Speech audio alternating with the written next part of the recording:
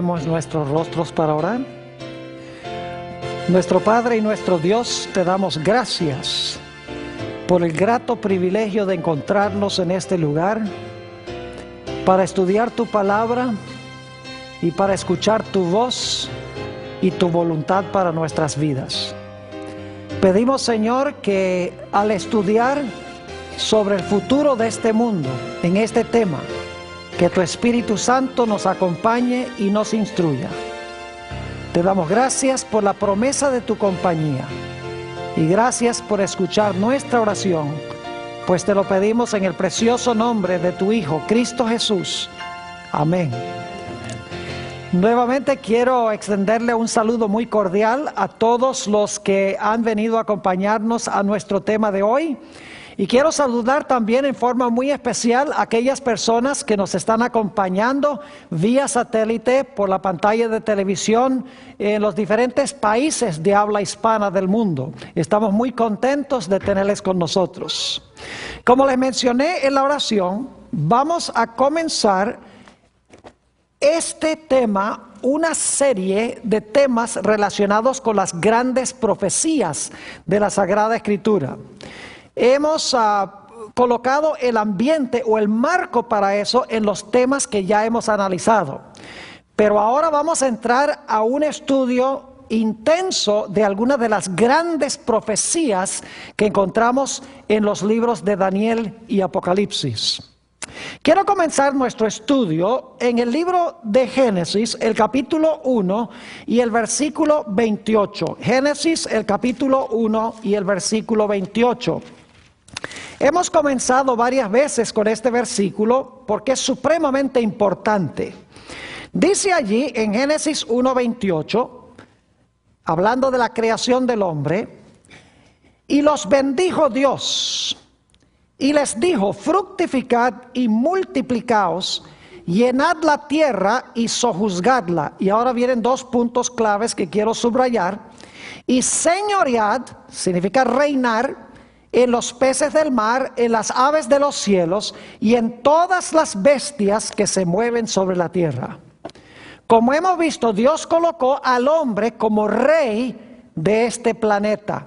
El rey era la función y el territorio era el planeta Tierra. Pero hemos visto que como resultado del pecado, la Biblia nos dice que el reinado sobre este mundo fue usurpado o fue robado por Satanás.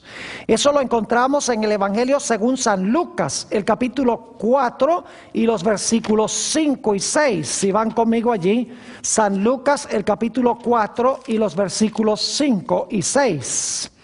Dice, y le llevó el diablo a un alto monte y le mostró en un momento todos los reinos de la tierra. Fíjese, le mostró todos los reinos de la tierra. Y le dijo el diablo, a ti te daré toda esta potestad y la gloria de ellos, porque a mí ha sido entregada y a quien quiero la doy. Adán le entregó a Satanás los reinos de este mundo. Ya el hombre no era rey, Satanás era el rey. Pero Jesús había prometido que Él iba a venir a esta tierra para recuperar lo que perdieron Adán y Eva. Y así fue que cuando Cristo en la cruz del Calvario dijo, consumado es, Satanás había recibido su golpe mortal en la cabeza. Cristo le quitó legalmente los reinos de la tierra a Satanás y ahora Jesús era el reinante sobre este mundo. Eso es lo que encontramos en el Evangelio según San Juan, el capítulo 12 y el versículo 31 al 33. San Juan, el capítulo 12 y el versículo 31 al 33. Aquí Jesús está por ir a la cruz del Calvario. Y quiero que noten lo que Jesús dice cuando está a punto de ir a la cruz para ganar nuevamente los reinos del mundo. Dice en el versículo 31 Jesús, ahora es el juicio de este mundo. Ahora el príncipe, algunas versiones dicen gobernante, ahora el príncipe de este mundo será echado ¿qué?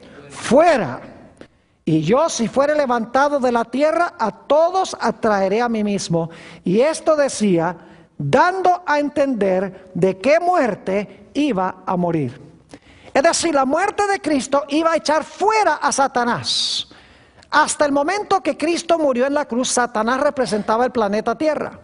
Y cuando se realizaba una reunión en el cielo, Satanás iba representando este planeta allá. Lo encontramos, por ejemplo, en el libro de Job, el capítulo 1 y también el capítulo 2. Cuando se celebraba una reunión en el cielo, Satanás iba representando este mundo porque él le había quitado el reino a Adán, quien era el que debería haber estado en esa reunión celestial. Pero como dice en San Juan 12, el diablo, el príncipe de este mundo, fue echado fuera cuando el Señor Jesucristo murió en la cruz. Es decir, Jesús ahora legalmente ocupa el reino de este mundo, ocupa el trono de este mundo.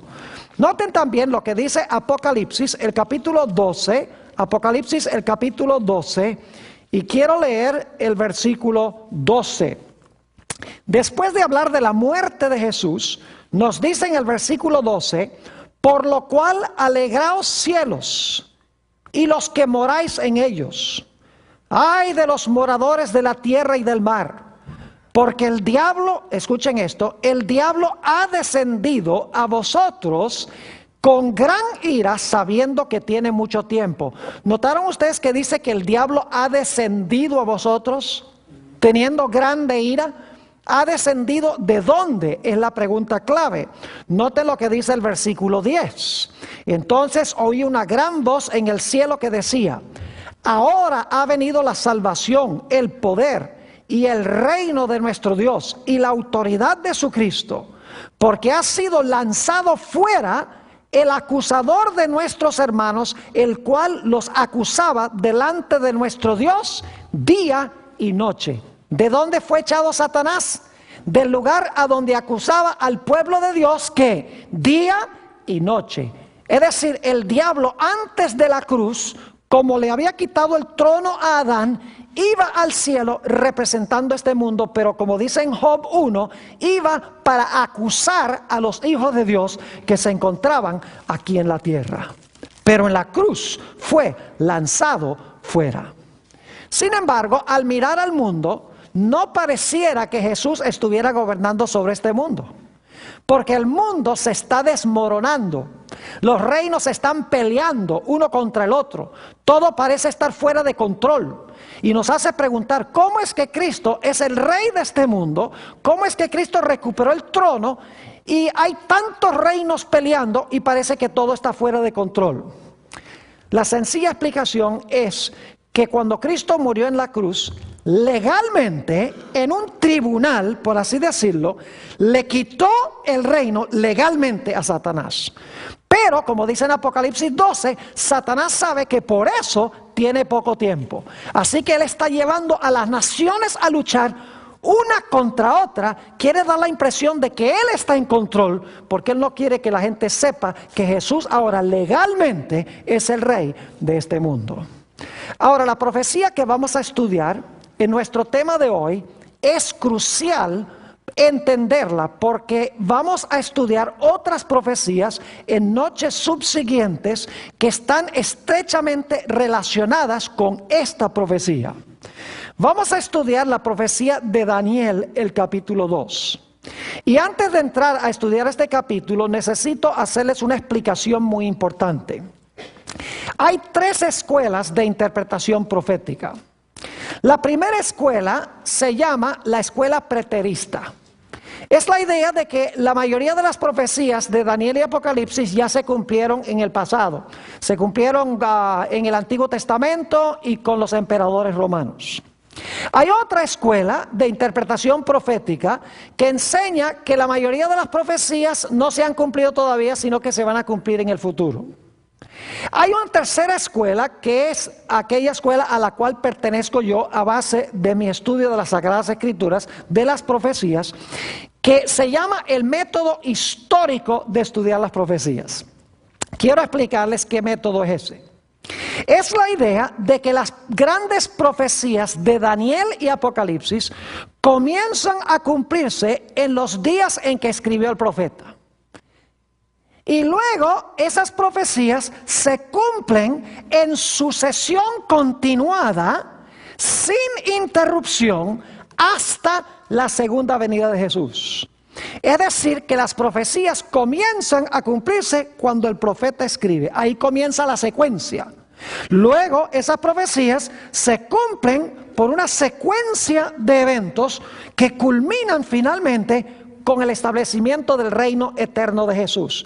Y todo lo que se encuentra entre el tiempo del profeta y el tiempo cuando se establece el reino eterno son eventos en el transcurso de la historia que se realizan un evento tras otro sin paréntesis y sin interrupción.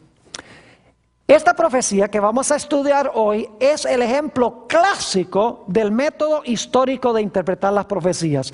Es la profecía de Daniel, el capítulo 2. Vayan conmigo a este magnífico libro de Daniel, a uno de los libros más proféticos del Antiguo Testamento, y vamos a analizar esta historia tan interesante. Ahora, este capítulo presenta un sueño que tuvo un rey. Pero antes de interpretar el sueño, necesitamos entender lo que sucedió antes de que Daniel interpretara el significado del sueño. Vamos a Daniel, el capítulo 2 y el versículo 29. Daniel 2 y el versículo 29. Quiero que noten lo que el rey estaba pensando cuando se durmió esa noche. Dice allí, Daniel, hablándole al rey: estando tú, oh rey, en tu cama, te vinieron pensamientos por saber lo que había de ser en lo porvenir. Y el que revela los misterios te mostró lo que ha de ser. ¿Qué estaba pensando el rey cuando se acostó a dormir? Estaba pensando en lo que iba a ser el futuro del mundo, el futuro de su reino. Ahora yo pregunto, ¿creen ustedes que Dios sabía lo que el rey estaba pensando? Claro que sí. Noten que el texto dice que subieron pensamientos en su mente. Es decir, él no estaba hablando sobre el futuro de su reino, estaba pensando en el futuro de su reino. Y lo interesante es que Dios sabía lo que el rey estaba pensando. Y por lo tanto Dios dice: tú estás interesado en el futuro de tu reino, pues yo te voy a dar un sueño que te va a indicar ese futuro. Así que Dios le da al rey un sueño para que él pudiera entender lo que iba a pasar con su reino y lo que iba a pasar en el futuro. Lo interesante es que según Daniel, el capítulo 2 y el versículo 3, algo muy extraño sucedió. Daniel 2 y el versículo 3. El rey llama a sus expertos, a sus magos, astrólogos, adivinos, y dice en el versículo 3, y el rey les dijo: he tenido un sueño, y mi espíritu se ha turbado por saber el sueño. Es decir, el rey sabía que había soñado, pero no se acordaba qué es lo que había soñado. Ahora, qué interesante que Dios le diera al rey un sueño y luego entonces Dios lo llevara a olvidar el sueño cuando se despertara. Es algo muy extraño. ¿Por qué Dios le iba a dar un sueño sobre el futuro de su reino para luego llevarlo a olvidar su sueño? Bueno, había una razón muy especial. Yo quiero que ustedes noten que aquí en Daniel, el capítulo 2, se está realizando un juego y un contrajuego. Está jugando Dios y está jugando también Satanás. Esto demuestra que hay dos poderes en el mundo invisible que están luchando tremendamente detrás del telón de la historia. Ahora, ¿por qué razón llevó Dios al rey a olvidar el sueño? Porque Dios sabía que cuando olvidara el sueño, el rey iba a mandar a llamar a todos los expertos de su reino. Dios sabía que inmediatamente el rey, no sabiendo qué era el sueño, pero sabiendo que había soñado, iba a llamar a los magos, a los astrólogos, a los adivinos, a los que leían la palma de la mano, a los que leían la señal del zodíaco, los iba a llamar para que le dijeran el sueño y le explicaran el significado del sueño. Dios sabía que cuando él llamara a estos charlatanes, ellos no le iban a poder decir el sueño. Es decir, el propósito de Dios en llevar al rey a olvidar el sueño era que Dios quería desenmascarar a estos charlatanes. Quería desenmascarar todos estos métodos que ellos usaban para tratar de anunciar lo que iba a suceder en el futuro. Y así exactamente pasó. El rey mandó a llamar a los magos, a los astrólogos, a los adivinos, a los caldeos. Vinieron y el rey les dijo: miren, yo he tenido un sueño y se me olvidó el sueño. Yo quiero que ustedes me digan el sueño. Imagínense eso. Ahora yo les quiero preguntar: ¿ustedes creen que Satanás es capaz de leer los pensamientos? ¿Creen que Satanás es capaz de leer nuestros pensamientos? No. Si Satanás hubiera sido capaz de leer los pensamientos, ¿podría haber leído el sueño que Dios le dio al rey Nabucodonosor cuando lo estaba pensando? Claro que sí. ¿Ustedes creen que el diablo se estaba muriendo por decirle al rey el sueño que había tenido a través de estos charlatanes? Claro que sí.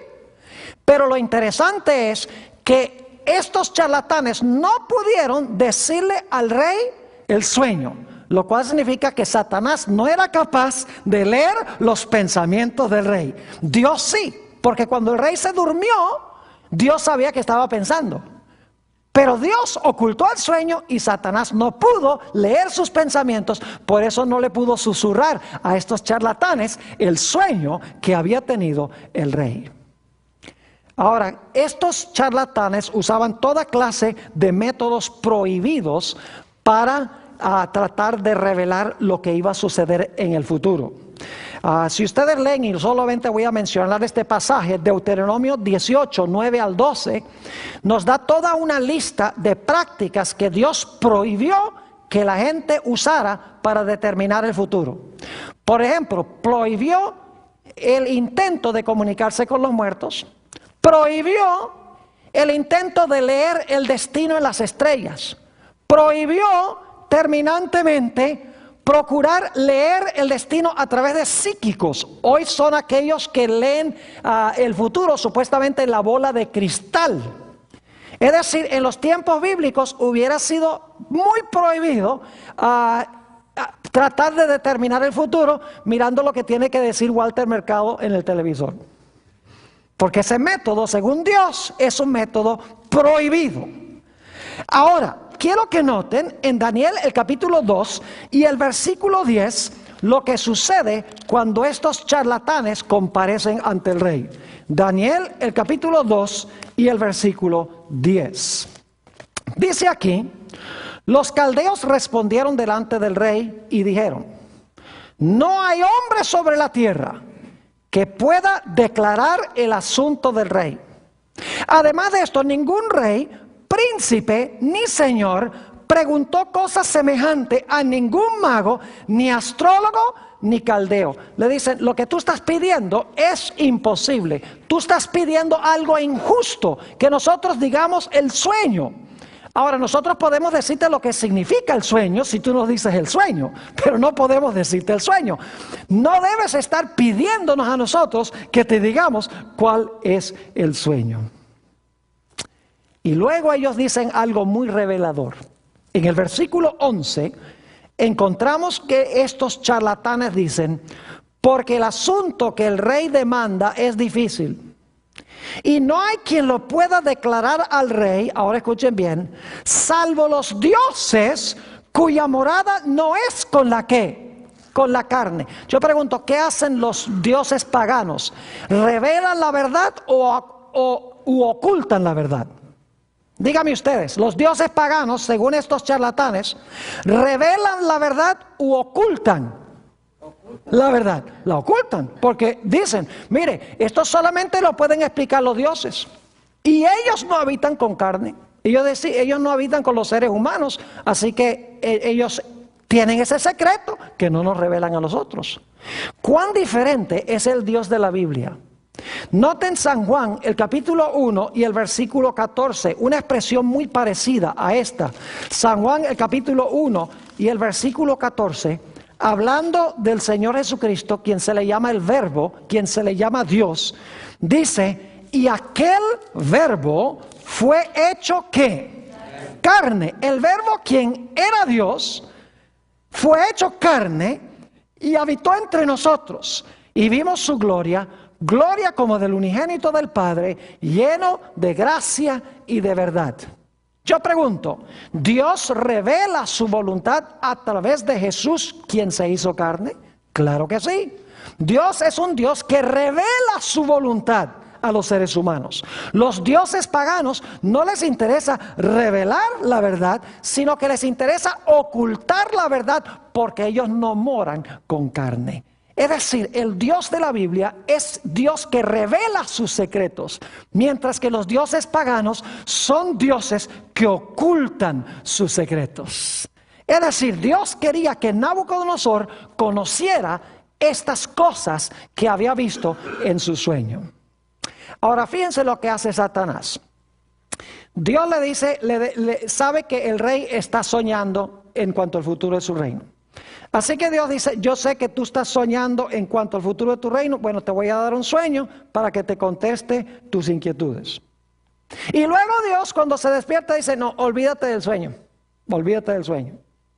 Porque Dios quiere, al llevarlo a olvidar el sueño, que el rey mande a llamar a los charlatanes, para que se pueda demostrar que estos individuos que profesan tener un canal directo de comunicación con los dioses, en realidad no tienen ninguna comunicación con los dioses. Satanás queda derrotado porque se demuestra que la religión de Babilonia está en bancarrota. Así que el diablo ahora dice, ajá, tú me desenmascaraste a mi gente, ahora yo voy a hacer algo. Yo voy a mandar a matar a Daniel y a sus 3 compañeros que están en ese grupo de individuos. Así que Satanás obra sobre la mente del rey y le dice, mira, todos esos son unos charlatanes, sácalos y mátalos. ¿Y quiénes estaban entre los sabios de Babilonia? Estaba Daniel y sus 3 amigos. Saben que para este tiempo ya el rey, ya Satanás sabía que Daniel y sus compañeros le iban a representar un problema en el reino. Porque en Daniel capítulo 1 habían rehusado comer la comida del rey y habían rehusado beber la bebida del rey. Es decir, Satanás ya estaba diciendo, estos individuos me van a hacer un problema en el futuro porque son fieles a su Dios. Así que en el capítulo 2, Satanás influye sobre el rey y le dice, mira, estos charlatanes no saben nada, no son capaces de revelar nada. Sácalos y mátalos, porque el diablo sabe que entre los sabios está Daniel y sus 3 amigos. Dice, yo entonces te voy a matar a tu gente. Fíjense cómo aquí tenemos un juego y contrajuego. Juego y contrajuego. Así que Dios dice, ¿tú crees que tú me vas a matar a Daniel y vas a matar a los 3 amigos de Daniel? No. Antes lo que va a pasar es que yo voy a traer a Daniel a la prominencia en el reino. Y así fue que sucedió. Porque cuando mandaron a matar a todos los magos y fueron a buscar a Daniel, Daniel dijo, no tan rápido. Aguántese que nosotros vamos a ir a consultar con nuestro Dios para que nos diga el sueño y la interpretación del sueño. Y en vez de Daniel y sus amigos ser destruidos por el rey, Daniel y sus compañeros se hicieron los personajes más famosos en el reino. Es decir, Dios está contrarrestando la obra que está haciendo Satanás. Y quiero que noten el método que usaron Daniel y sus compañeros para descubrir el sueño y la interpretación del sueño. Daniel 2 y el versículo 17 al 19. Daniel el capítulo 2 y el versículo 17 hasta el versículo 19. Dice allí, habló y dijo a Arioc, capitán del rey, ¿cuál es la causa de que este edicto se publique de parte del rey tan apresuradamente? Entonces Arioc hizo saber a Daniel lo que había.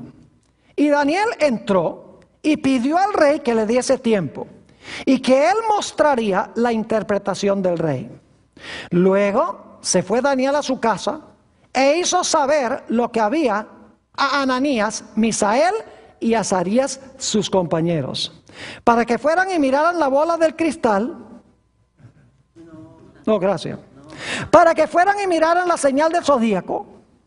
No. Para que le leyeran la palma de la mano. No, esa no es la forma.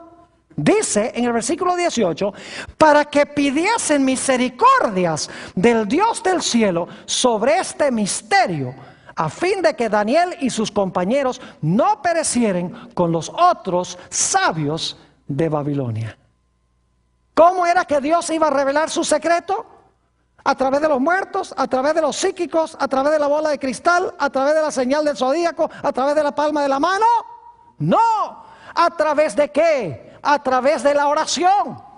Que pidieran las misericordias de Dios para que Dios revelara su secreto.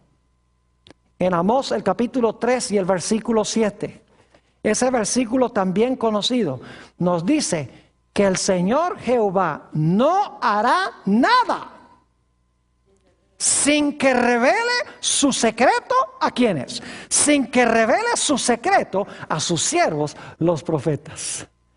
Así que encontramos muy interesante esta historia. Dios sabe lo que el rey está pensando.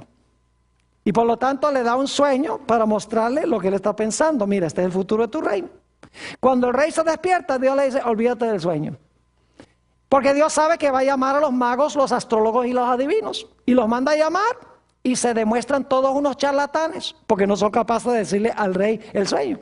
Así que Satanás dice, así es la cosa. Entonces voy a mandar a matar a todos e influye sobre el rey para que mate a todos los sabios. Porque quiere que Daniel y sus 3 compañeros perezcan. Dios dice, sí, ¿tú crees que tú me vas a matar a mis muchachos? No.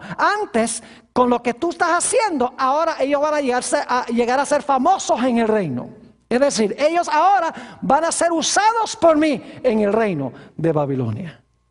Dios no hace nada sin que revele su secreto a sus siervos los profetas. Y saben que en Isaías 46 y el versículo 9 y 10, en Isaías 46 y el versículo 9 y 10, tenemos un concepto muy interesante. Quiero leer esos versículos.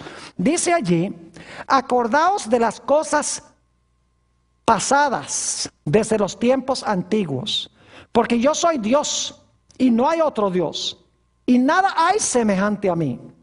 Ahora escuchen esto, que anuncio lo porvenir desde el principio, y desde la antigüedad lo que aún no era hecho, que digo, mi consejo permanecerá y haré todo lo que quiero. ¿Qué dice este texto? Que Dios anuncia lo porvenir ¿desde cuándo? Desde el principio. Es decir, Dios conoce el fin desde el principio. Él ya sabe lo que va a ocurrir, mientras que el diablo solamente puede adivinar. Por eso el diablo comete errores. En una de nuestras presentaciones anteriores les presenté el panorama de que la historia es como un juego de ajedrez, donde en un lado de la mesa se sienta Satanás y en el otro lado de la mesa se sienta Jesús. Y el movimiento de las fichas son los movimientos históricos. Y entonces Jesús le dice a Satanás, juega. Y Satanás juega. Entonces Cristo le dice, está bien, ya jugaste, ahora me toca a mí. Y entonces hace Jesús una jugada en la historia.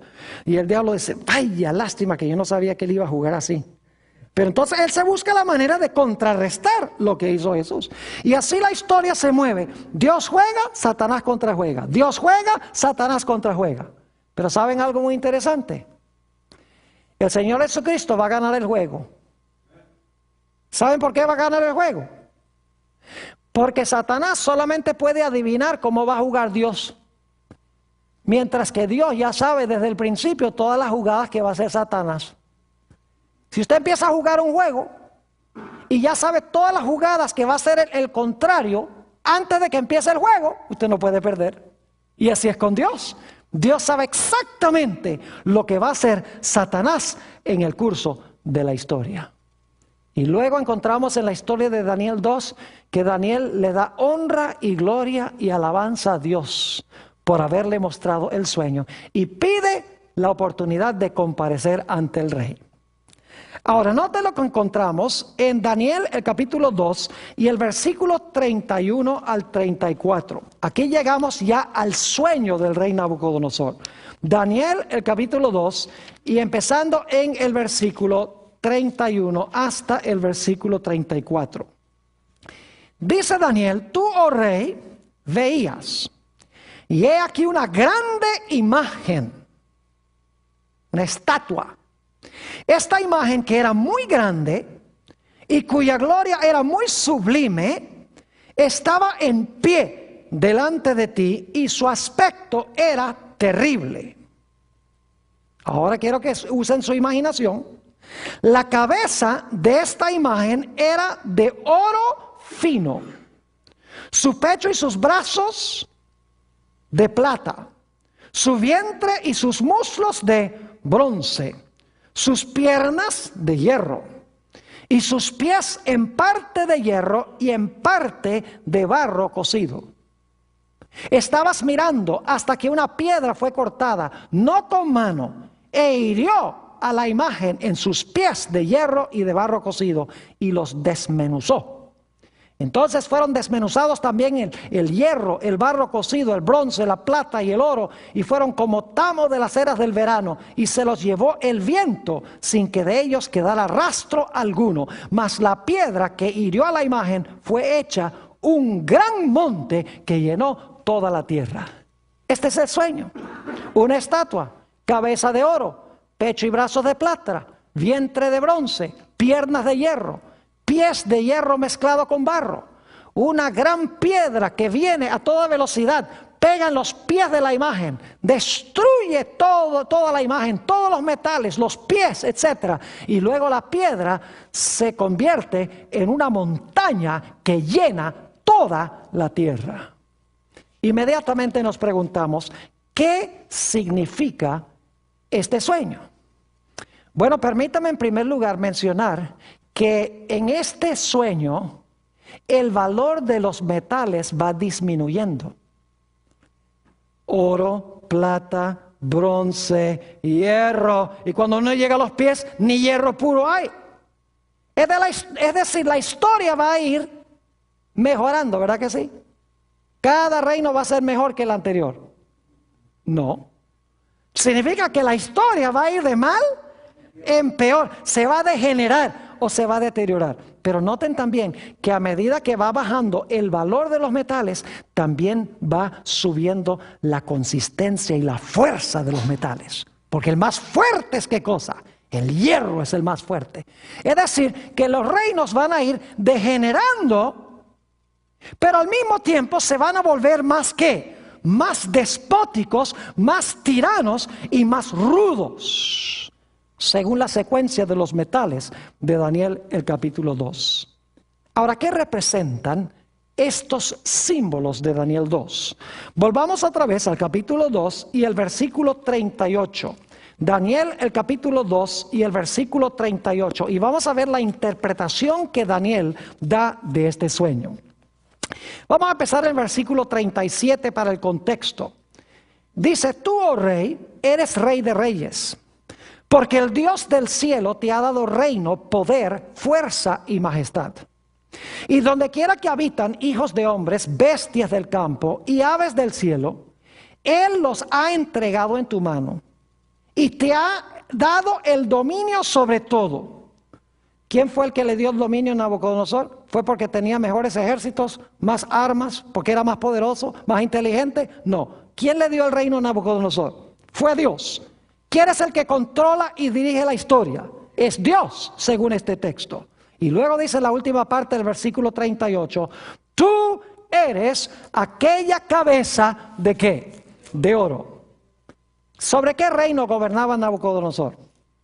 Él gobernaba sobre el reino de Babilonia. Y le voy a dar las fechas. Las fechas para Babilonia son del año 605 al año 539 antes de Cristo. Esto lo pueden leer en cualquier libro de historia. Es decir, que este sueño empieza en los días cuando vivió el profeta, ¿sí o no? Como dijimos, el sueño o esta profecía empieza a cumplirse en los días en que está viviendo el profeta, en los días cuando vive el rey, ahí comienza.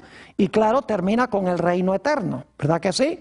Termina con la piedra y termina con la montaña. Y todo lo que está en el medio son los eventos que llevan a ese clímax final. Ahora, note lo que sigue diciendo en el versículo 39.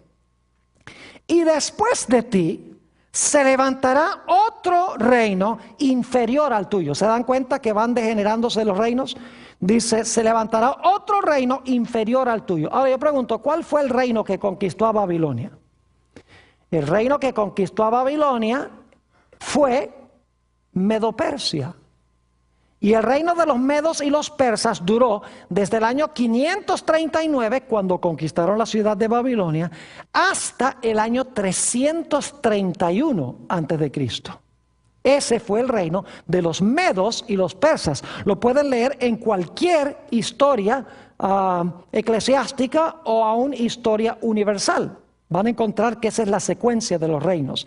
Y dicho sea de paso, no tenemos que adivinar, porque en Daniel el capítulo 5, que es una profecía que no vamos a alcanzar a estudiar en esta serie, en Daniel 5 dice que el reino de Babilonia cayó en manos de los medos y los persas. El mismo libro de Daniel dice que el reino que sucedió a Babilonia fue el reino de los medos y los persas que conquistaron a Babilonia. Y luego note lo que sigue diciendo en el versículo 39. Y luego un tercer reino, ¿de qué? De bronce. Ahora yo pregunto, ¿cuál reino sucedió al reino de los medos y los persas? Si ustedes miran la historia van a encontrar que fue el reino de los griegos. Es decir, Grecia sucedió al reino de los medos y los persas. Ese es el tercer reino. Y el reino de los griegos gobernó desde el año 331 hasta el año 168 antes de Cristo.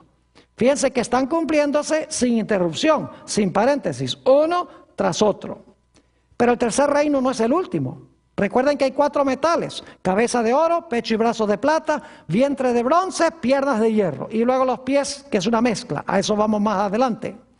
Sigue diciendo en el versículo 39, el cual dominará sobre toda la tierra, el de bronce. Y ahora versículo 40. Y el cuarto reino será fuerte como hierro.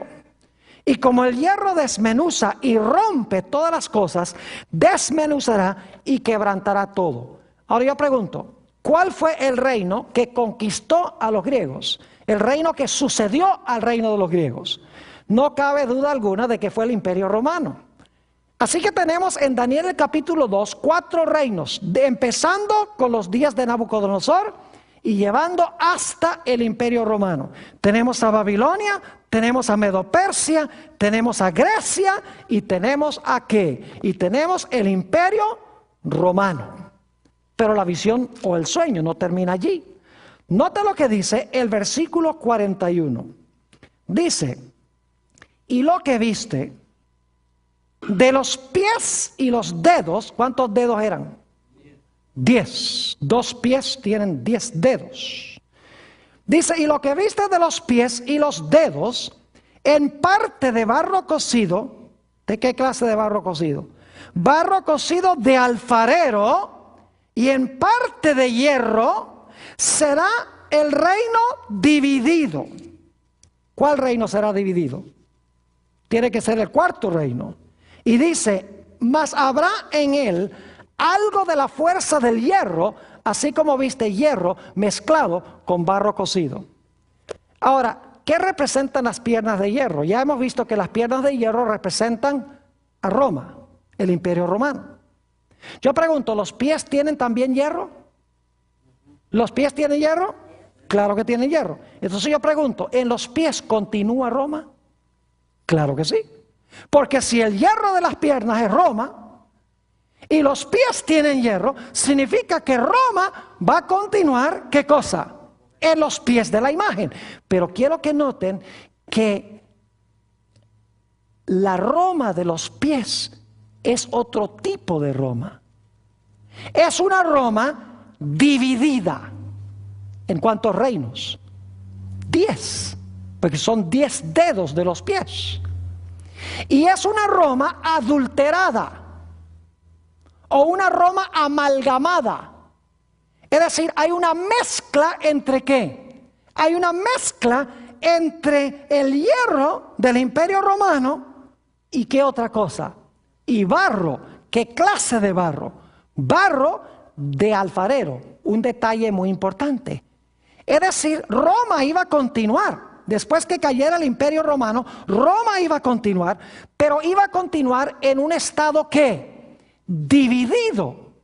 E iba a haber una mezcla entre 2 elementos que no deben ir juntos. porque nadie en su sano juicio mezcla hierro con barro, porque son dos sustancias radicalmente distintas. ¿Está claro en sus mentes que en los pies continúa Roma? Claro que sí. Pero es una Roma ¿de qué clase? Dividida. Y es una Roma que tiene una amalgama o tiene una mezcla de dos diferentes esencias que no deben ir juntas. Ahora, en Daniel 2 tenemos símbolos, ¿sí o no? Yo pregunto, ¿el oro representa algo? Sí, el oro representa Babilonia. ¿La plata es un símbolo? Claro, la plata es Medo-Persia. ¿El bronce es un símbolo? Claro que sí, el bronce representa a Grecia. ¿El hierro es un símbolo? Claro que sí. ¿La piedra es un símbolo? ¿Cómo no? ¿La montaña es un símbolo? Claro que sí. Entonces yo pregunto, ¿el barro también debe representar algo? ¿El barro también debe simbolizar algo? Claro que sí. Ahora la pregunta clave es, ¿qué representa o qué simboliza el barro? Vamos a Génesis, el capítulo 2 y el versículo 7. Y aquí vamos a avanzar rapidito, porque tenemos material todavía mucho que cubrir. Pero esto es muy importante lo que voy a compartir ahora. Está hablando de la creación del hombre. Dice, entonces Jehová Dios, escuchen esto, formó al hombre del polvo de la tierra. ¿El cuerpo del hombre está compuesto de qué? ¿De qué está compuesto el cuerpo del hombre? Está compuesto del polvo de la tierra. Y ahora escuchen. Y sopló en su nariz, ¿qué cosa? Aliento de vida. Y fue el hombre un ¿qué? Un ser viviente. Es decir, Dios hizo un cuerpo de polvo, lo formó de polvo. Luego le dio a ese cuerpo la capacidad de ¿qué? Le dio su espíritu o su aliento. Y el resultado fue que ese cuerpo ahora se volvió vivo. Es decir, empezó a funcionar. Todos los miembros, todas sus partes empezaron a funcionar. Y ustedes dicen, ¿esto qué tiene que ver con Daniel 2? Ya van a darse cuenta. Vayan conmigo a Isaías, el capítulo 64 y el versículo 8. Isaías 64 y el versículo 8. Muy interesante que el barro que usó Dios no era barro común y corriente, no era polvo común y corriente, sino que era barro de alfarero. Noten Isaías 64 y el versículo 8. Dice, ahora pues Jehová, tú eres nuestro Padre, nosotros ¿qué somos? Lodo o barro, y tú el que nos ¿qué? Formaste. Así que obra de tus manos somos todos nosotros. ¿De qué nos hizo Dios? ¿De qué hizo Dios al polvo? Del cuerpo, perdón. ¿Lo hizo de qué? De polvo. ¿Pero qué clase de polvo?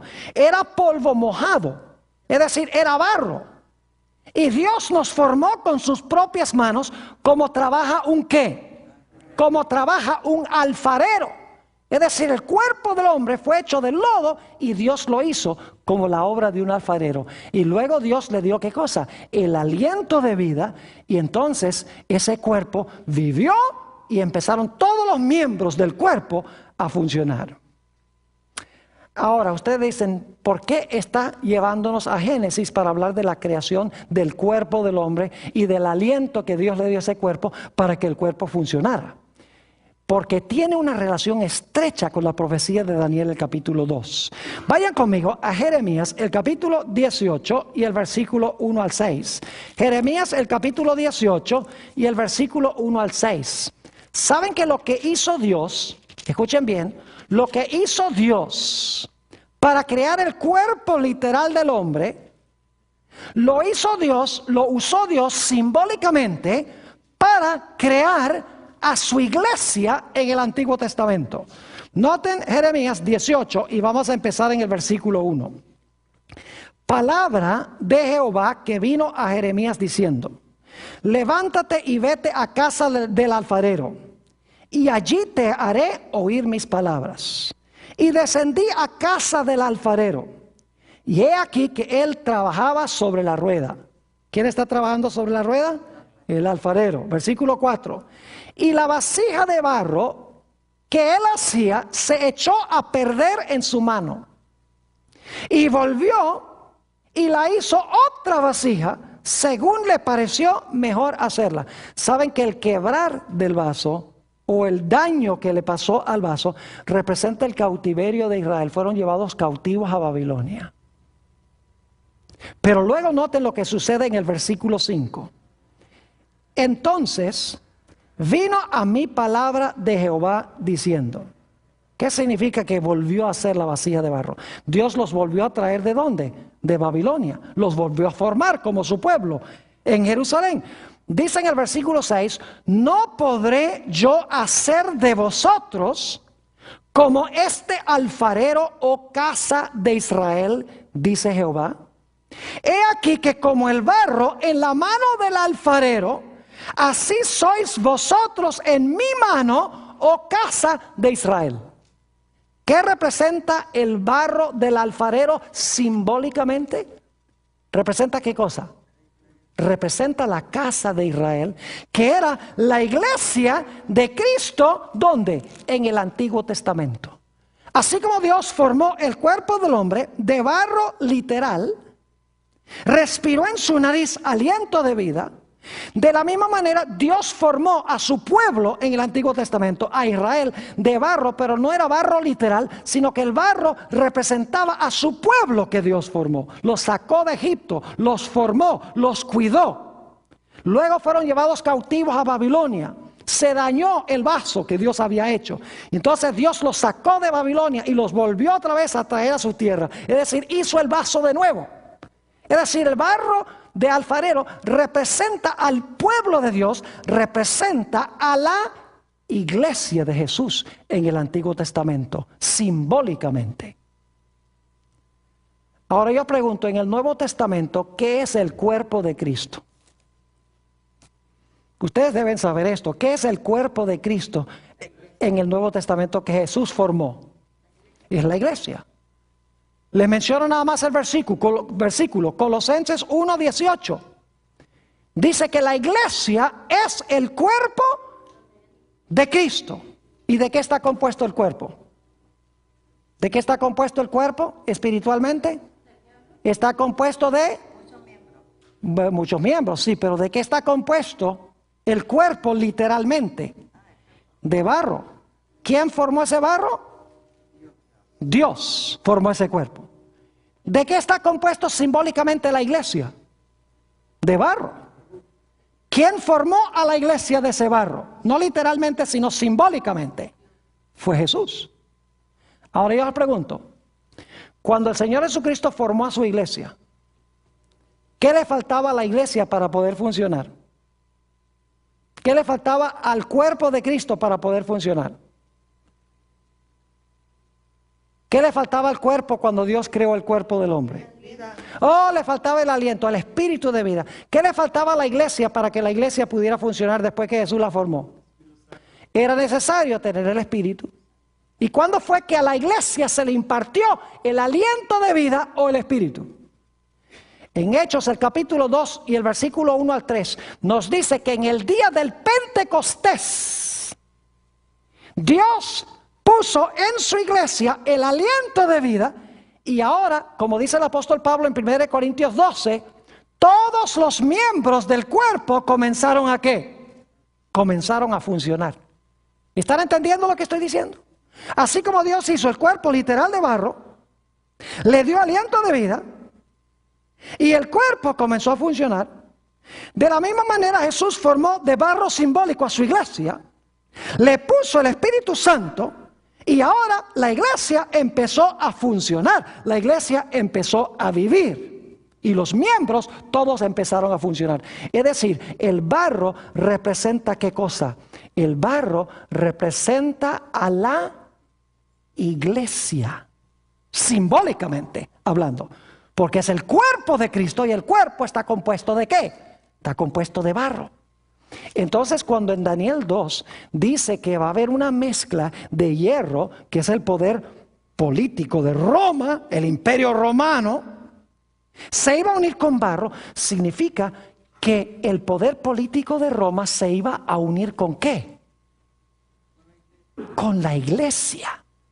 Es decir, esta Roma iba a ser una amalgama del Estado de Roma, del poder civil de Roma, porque hay hierro como en las piernas, ¿con qué cosa? con la iglesia. Es decir, cuando Roma se dividiera en 10 reinos, ahora Roma iba a ser una Roma distinta. Iba a ser una Roma que era al mismo tiempo Estado o poder civil, y era también, ¿qué cosa? Iglesia, una mezcla de iglesia con el Estado. Ahora eso es muy importante recordarlo, porque después vamos a volver a ello. Ahora necesitamos hablar de la piedra. Imagínense ustedes, tenemos esta estatua. Pasó Babilonia, pasó Medo-Persia, pasó Grecia, pasó Roma. Roma fue dividido en 10 reinos. Hubo, vamos a ver en nuestro próximo estudio, una unión entre la iglesia y el Estado, entre Roma civil y la iglesia de Roma, cuando se fragmentó o se dividió el imperio romano. Y esa unión iba a durar hasta que Jesús viniera. Tenemos la piedra. ¿Qué representa la piedra? Bueno, vamos a ver en la Biblia qué representa la piedra. Mateo 21 y el versículo 42. Mateo el capítulo 21 y el versículo 42. Gracias a Dios que ninguno de estos reinos va a ser el reino eterno. Dice allí en San Mateo 21 y el versículo 42 lo siguiente. Jesús les dijo: ¿nunca leísteis en las Escrituras? La piedra que desecharon los edificadores ha venido a ser cabeza del ángulo. El Señor ha hecho esto y es cosa maravillosa en nuestros ojos. Y luego dice en el versículo 44, y el que cayere sobre esta piedra será quebrantado, y sobre quien ella cayere le desmenuzará. ¿Quién es la piedra? La piedra representa ¿a quién? La piedra representa a Cristo. La piedra que los constructores rechazaron es Jesús. Ahora noten que en Daniel 2 y el versículo 34 se nos dice algo muy interesante en cuanto a esta piedra. Daniel 2 y vamos a leer el versículo 34. Dice allí: estabas mirando hasta que una piedra fue cortada, ¿cómo? No con mano, e hirió a la imagen en sus pies de hierro y de barro cocido y los desmenuzó. La piedra fue cortada ¿no con qué?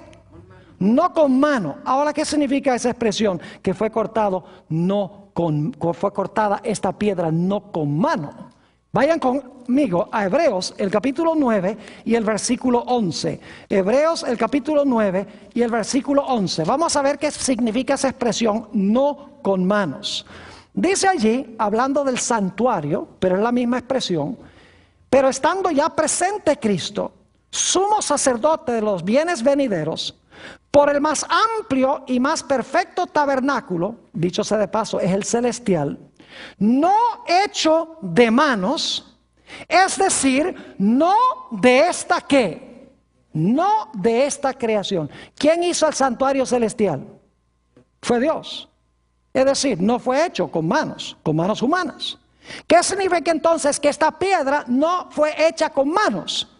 Significa que no es un reino establecido por los seres humanos, sino que es un reino sobrenatural establecido ¿por quién? Establecido por Dios. La piedra que pega en la imagen y desmenuza la imagen representa la segunda venida de Jesús en poder y gloria para destruir los reinos de todo el mundo y para establecer un reino que nunca jamás se corromperá. Note lo que dice en Daniel 2 y el versículo 45 sobre este reino. Daniel 2 y el versículo 45. Dice: de la manera que viste que del monte fue cortada una piedra, no con mano, la cual desmenuzó el hierro, el bronce, el barro, la plata y el oro.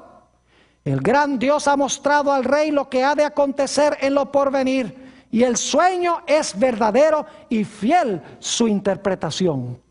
Y noten el versículo 44, dice: y en los días de estos reyes, el Dios del cielo levantará un reino que no será jamás destruido, ni será el reino dejado a otro pueblo. Desmenuzará y consumirá a todos estos reinos, pero Él permanecerá, ¿qué? Él permanecerá para siempre. Ahora, ¿qué lecciones podemos sustraer nosotros de Daniel el capítulo 2? Primer punto: la historia no está fuera de control, porque Dios ha revelado exactamente cómo se iba a desarrollar la historia.